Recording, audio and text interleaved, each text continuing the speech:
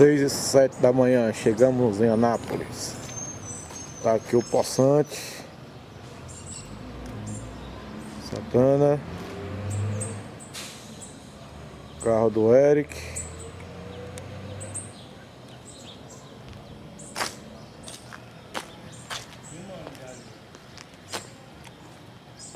Golzinho do Gordinho. As fominhas estão comendo. Chegamos 6h07 aqui. Olha só, olha a fome do rapaz. Parece que passou a noite na garagem. O Gordinho. Olha o Gordinho. Gordinho tá com saudade do seu Ernesto. Tu é doido, Aí, ó. Padaria aqui. Só o ouro. O Eric só pode beber leite congelado, pedra empedrada.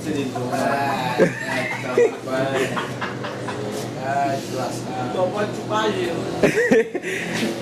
Mastigar água.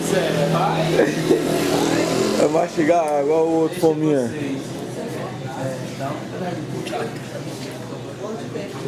Você quer chocolate? Tá bom.